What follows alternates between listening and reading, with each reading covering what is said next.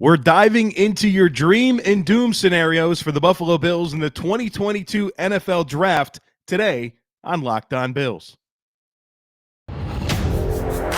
You are Locked On Bills, your daily Buffalo Bills podcast.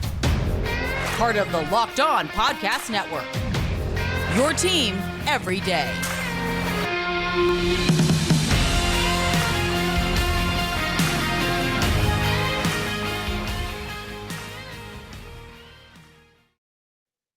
What's up, Bills Mafia? It's Joe Marino from the Draft Network, and I'm your host of Locked On Bills. Happy Monday to you, and thank you for making Locked On Bills your first listen every day, or if you're joining us on the YouTube channel, your first watch every day. Today's episode is brought to you by BetOnline. BetOnline has you covered this season with more props, odds, and lines than ever before. BetOnline, it's where the game starts. Folks, we made it. It's draft week. In just a few days, we'll find out who the Buffalo Bills are picking in the first round, and of course, where all these players we've talked about for so many weeks are going to play. And I'm excited for it, but we got a few more days to pass. And today on the podcast, we are going to dig into your dream and doom scenarios for the Bills in this draft. And we've got a ton of great stuff to get into, and we're going to work through as many as we can. And I'm going to respond to them. I'll tell you why I think it is a dream, or if I disagree that it is a dream, or why it maybe isn't as doomy as you might think it is. So this should be really fun.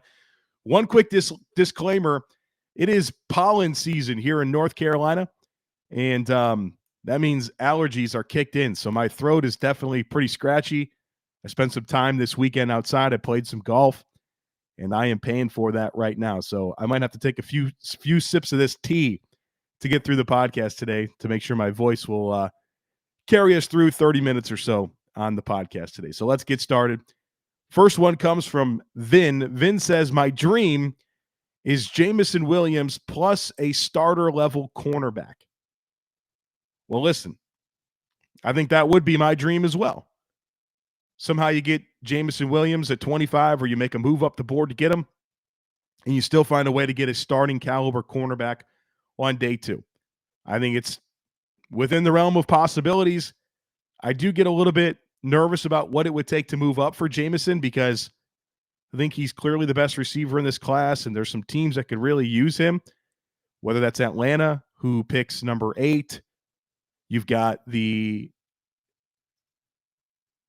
Commanders at 11 or 12, if I'm not mistaken. I think 11. You got the Jets at 10, Saints, Patriots. There's a lot of spots in front of Buffalo where I think he makes a lot of sense. So I'm not counting on him getting to 25, but I do think the Bills can come away with a starting level cornerback within the first couple rounds of the draft. And so I like your dream scenario. Vin's doom is a safety and tight end with the first 2 picks. However, I trust Bean and McDermott, so I would get behind it and trust their plan. You know, they've met with quite a few tight ends. I think they're going to pick a tight end at some point. I think they want to have a cost control player that they think has a chance to be a tight end too. And if they pick a safety early, that's going to tell us everything we need to know about the long-term prospects of Jordan Poyer. So I think your doom scenario is somewhat realistic, and I would understand the concerns that you would have because of it. Dan Kadar's clock says, my dream is trading up for Jameson Williams.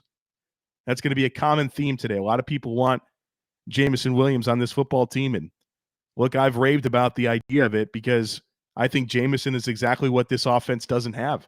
A true vertical field stretcher and a guy that can win after the catch. And don't just confuse him as a deep threat and a manufactured catch the ball in space and create type guy. This guy can run routes to all levels of the field. He is a nuanced wide receiver that I think is just perfect for this offense and perfect for today's NFL. Dan Kadar's clock has a doom. He said, I can't really think of one. We aren't in a doom spot. But I think I'm so in love with Jameson, I will just say not getting Jameson is my doom. Well, Dan, 2 things. First of all, never marry yourself to one outcome when it comes to the draft. You're setting yourself up to be disappointed. And then the second thing that I would say there is you're right, and that the Bills really aren't in a total doom spot. The future of this franchise can be impacted by what they do in the draft, but they're on a good trajectory. There's enough baseline talent on this roster that this isn't a make or break draft for the Buffalo Bills. It's not like in years past where you say you have to get X, Y, and Z or else you're going to have a hard time competing. Everything that the Bills add through this draft is cherry on top. And now I want them to take advantage of that opportunity to put a really nice cherry on top, but I think you're exactly right that the Bills aren't in a doom spot. Will says, Bills go first 3 rounds somehow without picking a cornerback, wide receiver, or a guard. Then trade up in the 4th with everyone holding their breath, only to draft the punt god. So this sounds like a doom scenario from Will, where the Bills get out of the first 2 days of the draft, first, second, third round, without a corner, wide receiver, or guard. That would surprise me. That would mean they probably went like safety, linebacker, tight end, running back, something like that. But I gotta believe that they're going to get at least one of those positions within the first 3 rounds, and then the trade up in the 4th round for a punter. So it would be weird. That would be a weird outcome, but I don't know if I would say doom. Corey says, dream. Ideally, a top wide receiver or corner falls to 25, and we don't have to worry about trading up or back. I agree with you. I would love for that to be the outcome, and then you could focus your trading up efforts on day 2 to go get some targets that you really, really like. But if you trade up at 25, your ability to be flexible throughout the rest of the draft is going to evaporate very, very quickly because you're not going to want to move back, and you won't have any of the ammunition necessary to move up. And that's why I've kind of been resistant to trading up at 25. But if you can go get a Jameson Williams or a corner that you feel like is absolutely what you need and it's going to give you a plus starter for a long time, I'm not going to argue too much with a trade up. The doom from Corey is that we wait too long to trade up for a top prospect who is sliding, and we settle for a player with a second-round grade when we could have just traded back. I don't know that Brandon Beane's going to be in a position where he will settle at all at any point in the draft. And I think he will be willing to trade back if he doesn't have a player that's worth the pick. And part of the challenge of that could be having a team that's willing to move up. But ideally, there's something that somebody wants to come get, and the Bills can make a move back and trade away as opposed to reaching. But I do agree that anytime that you're stuck picking a player outside of the valuation of where you're picking them, that's not ideal because the NFL draft in so many ways is all about value. Aaron has a dream of trading up for Jameson, somehow landing Isaiah Spiller and Cam Taylor-Britt falls. So I think that would be an aggressive dream that you could trade up for Jameson and still come away with Isaiah Spiller and Cam Taylor-Britt, because I wouldn't expect you're picking twice on day 2 if you move up for Jameson.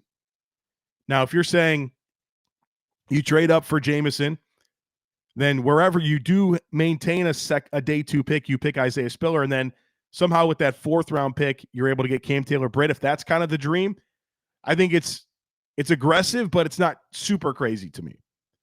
And then the doom from Aaron is that the first 3 rounds are trench players. Listen, I can understand looking at this roster and saying the trenches are in good shape, but if the first 3 rounds are trench players, be reminded that that's literally where football games are won and lost. You can have all the great perimeter players. You can have all the great second-level defenders on defense, the weapons on offense, but if you can't win the line of scrimmage, you will not be a good football team. And so there's your silver lining. Maybe you don't want that, but winning up front is how you win football games, and hopefully that would help ease your doomy scenario if that were to be what actually happens on draft day. I need to tell you guys about our new partner, Athletic Greens. I started taking Athletic Greens because I wanted to see what all the hype was about. So what is this stuff? With one delicious scoop of Athletic Greens, you're absorbing 75 high-quality vitamins, minerals, whole food sourced superfoods, probiotics, and adaptogens to help start your day right.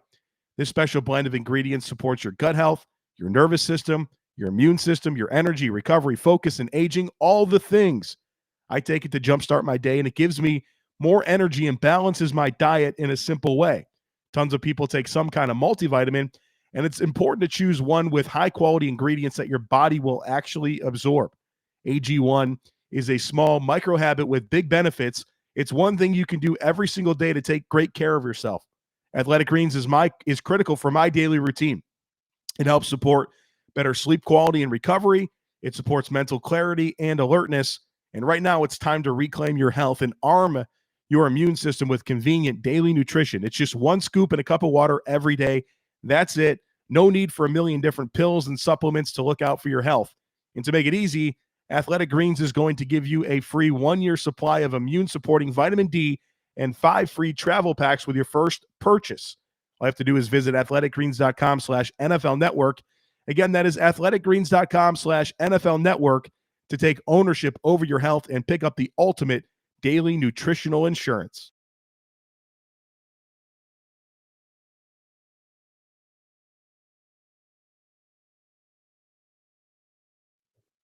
All right, let's get back to more of your dream and doom scenarios for the Bills in the 2022 NFL Draft. Next one's from Andrew, who says, doom, the Jets get Sauce Gardner and Kyle Hamilton. Buffalo moves up and takes a running back. Well, the Jets are armed with pick 4 and 10, so they're going to get a couple of really good football players with those picks. And I think Sauce is probably going to go 3 to Houston. That's my prediction right now. So maybe he doesn't get to 4. And I think if they want Kyle Hamilton, they might be able to get him at 10. If they really want him, they could pick him at 4.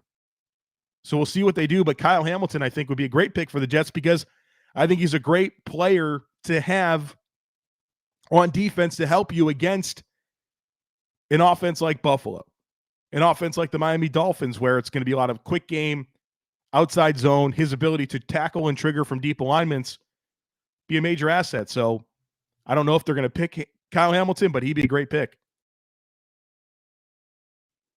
As for the other part of your doom and that the Bills move up for a running back, that'd be a tough pill to swallow. It's one thing to sit there and pick one at 25. It's a whole nother thing to part with additional assets to go get a running back. So I would agree with you. That would be pretty doomy for me. The dream from Andrew is Belichick gets cute and overdrafts a wide receiver. I kind of expect that to happen. I think the Patriots might go with a wide receiver. I think they can go with a linebacker as well. If they like Devin Lloyd and he's there for them, I think that'd be a good pick for them and a pick that I would somewhat expect them to make. They need a lot. They need corner. They need offensive line. So if he picks a wide receiver, he certainly does not have a good track record of hitting on wide receivers. Other part of the dream for Andrew is that the Jets miss out on blue chip defenders. Well, if they go offensive tackle at 4 and then they hope that one of the top edge rushers gets to 10, they might be out of luck. And then the other part of his dream is that Buffalo addresses CB2 in a big way, which I think is possible. Boogie says the dream is that we trade up in rounds 1 and 2 and get Hamilton and Lloyd and save over $30 million going into 2023/2024 with Jordan Poyer and Edmonds replacements. I mean, that's one way to get younger, cheaper at linebacker and safety. Now, I mean, I think you're talking about needing 2 first-round picks to come away with Kyle Hamilton and Devin Lloyd. So I'm very interested in the path to get that done. That probably means trading up from 25 with later draft picks and probably trading picks and Tremaine Edmonds to move up to get Devin Lloyd. So fascinating idea there. It's not something that I would label a dream, but I think if this is your dream, it's kind of a challenging proposition because I think you need 2 picks probably in the top 25, at least 30 to make sure you get both of those players. And Boogie's doom is a running back in the first round. So we're going to see several people here that say the doom is a running back in the first round coming up in the next few submissions. And look, you know that I'm not in favor of it, but if it happens, there's a realistic chance that it is a player that can take something off of Josh Allen. And that's what I'll cling to. And if they do pick a running back in the first round, I think it'll be Breece Hall. And Breece Hall, while I have concerns about his vision and contact balance, and I recently shared this statistic that just to kind of give you an idea of how much I don't think he wins after contact, in terms of the Big 12 this year, which is the conference that Iowa State plays in, and it's not known for playing defense at all. It's light boxes. They drop 8. Brees Hall at 2.83 yards after contact per attempt, ranked 17th out of 18 Big 12 running backs in yards after contact per attempt among running backs that had at least 70 carries. It's not how he wins. Him navigating condensed areas in terms of pressing that first level of the line of scrimmage, manipulating the second level, winning after contact, that's just not what he does. Now, he's a very good receiver. He has big playability. He's got good speed. You can have him on a wide zone. You can throw the football to him. Like, there's ways you can get value out of him. I just don't know that he's going to be a very consistent between the tackles runner. Everything else, you love what he brings to the table. But even if he is that dynamic pass catcher, that's going to be a benefit to Josh Allen. I just wish that he did more between the tackles to take some of those short yardage runs away. So we'll see. I think they'll get good value out of the player, but I wouldn't love it, and I would feel like you could have gotten a comparable player later on, and I think that the Bills running back production in 2022 is going to be better than in years past because I think they're going to have a clear identity for running the football. So, yeah, it's doomy, but I think we have to prepare ourselves a little bit for it because I think the door is open for the Bills to pick a running back in the first round. ZB says, my dream is Booth or Stingley first round and Rachaad White fourth round. Stingley, I don't think gets to 25, so that would require a trade up. Booth, you guys know I love Andrew Booth, but it all comes back to the medicals there. If Booth is on the board at 25 and the Bills don't pick him, I think you can be assured that the Bills had notable concerns about the medicals. Now, if he's on the board at 25 and they do pick him, then obviously they felt comfortable with that component of the evaluation. But I do think that there's a level of concern that I would have about Booth in general, just because the stuff that he's got on his resume, just wide-ranging outcomes of how people recover. But on the field and the player I watched at Clemson, I think is one of the 10 best players in this draft. And then ZB's doom scenario is Brees Hall at 25, which, like I said, a lot of people are concerned about that.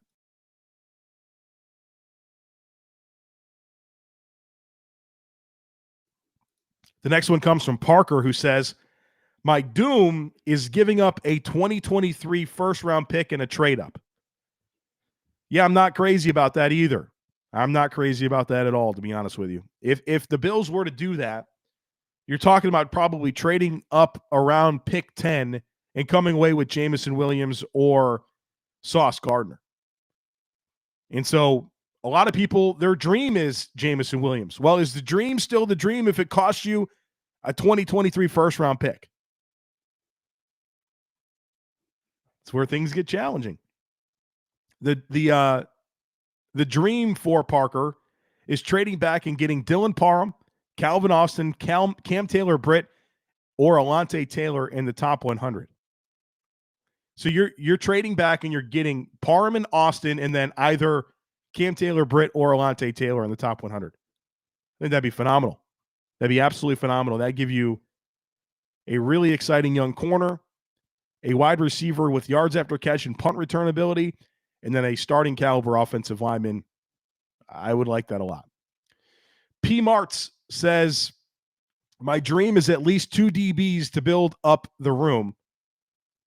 Yeah, I think that's pretty fair that at some point in this draft, the Bills will pick a couple of DBs. Now, they picked 2 last year. They picked Rashad Wildgoose and Damar Hamlin. How does that make you feel? So maybe you wanted to say that you pick 2 DBs early in the draft because the late ones, could be Rashad Wildgoose and Damar Hamlin, and you've got a player that didn't make your team and another player that's, your fourth safety. The doom from P. Martz is a first-round running back. CG says the dream is 3 quarterbacks and 5 edge players get drafted before pick 25. I think you got a decent chance at this. I think you'll see 2 quarterbacks for sure. Maybe 3. I think you'll see Willis go, Pickett go, and maybe Ritter. And then 5 edge players, you're going to get Trayvon Walker, Aiden Hutchinson, Kayvon Thibodeau, and Jermaine Johnson. That'd be 4. Then you would just need like George Karlaftis or Boye Mafe to also get picked. So I think you might get 2 and 4, but I think you got an outside shot at 1 more. I think you can get 7 of this 8 pretty reasonably before pick 25. We talk about Built Bars, the world's best tasting protein bars, but have you tried the Puffs? If you haven't, then you're missing out on one of Built Bar's best tasting bars.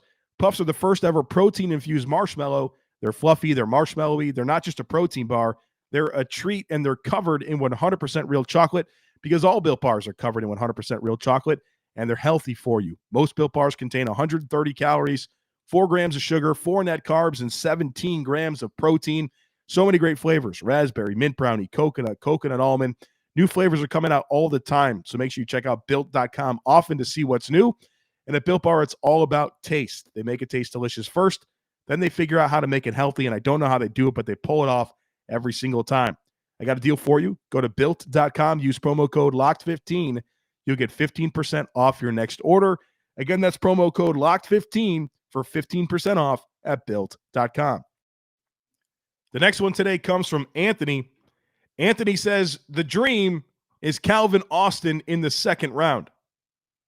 Anthony, my dude, I love Calvin Austin, but this is your dream?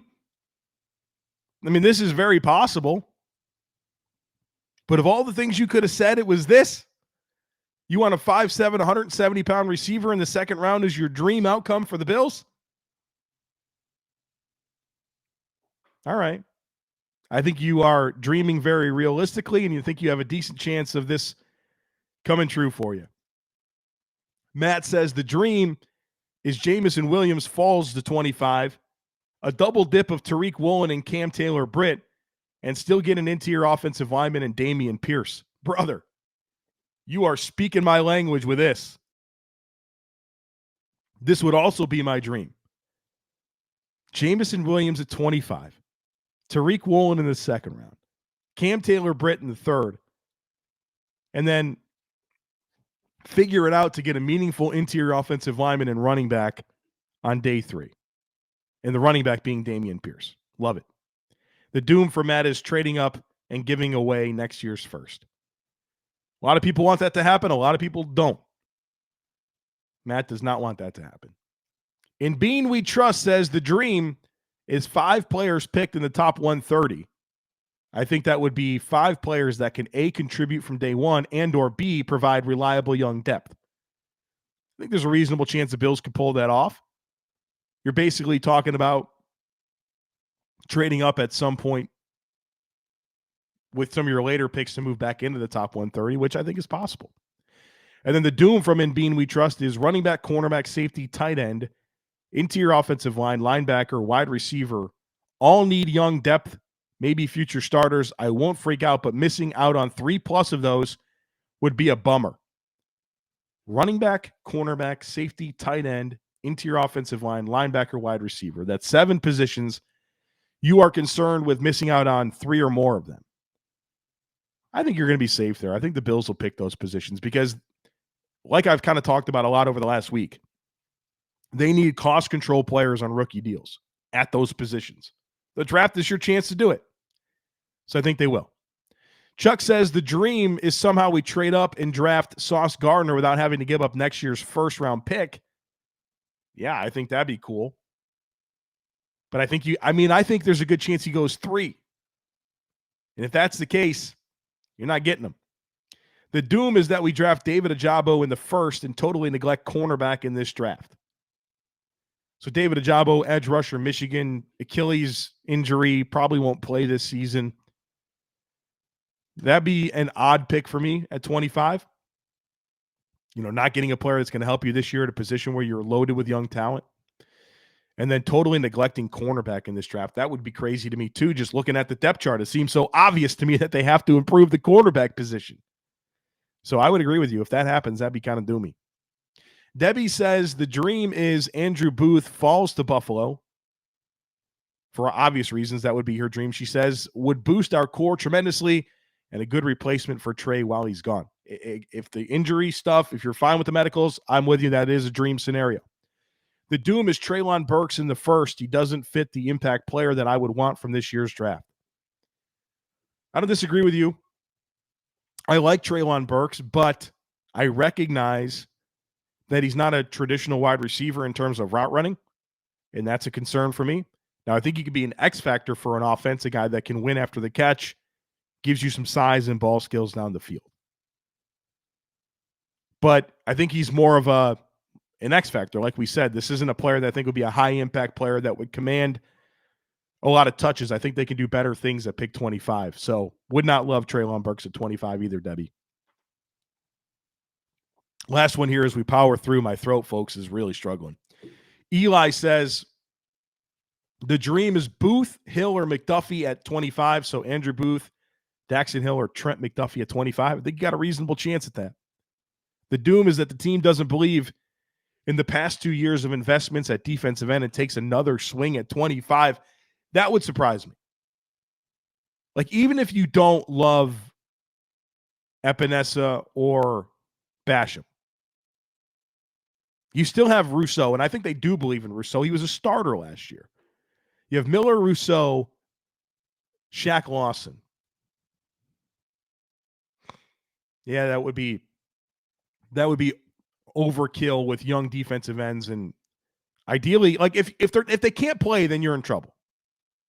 If Boogie Basham and or AJ Epinesa, if one of those two can't become a meaningful part of your rotation, then it's not great, because then you probably do need to take a swing. And if they do pick a defensive end at 25, it will be a strong indicator to us that they are concerned about the development of those players. But part of me is just not expecting this to happen at all. So I'd be very surprised. All right, folks, that's going to do it for us here today on the podcast. Plenty of great content to get you ready for the draft is coming up the rest of the week. We're going to talk about the AFC East in general and where teams are entering the draft. We are going to give you some of my final thoughts about the Bills in the draft. Of course, we're going to react to what happens in the draft. So don't miss it. Make sure you're subscribed. Would love it if you took a second to rate, review, and share the podcast. Have a great rest of your day, and I look forward to catching up with you again tomorrow.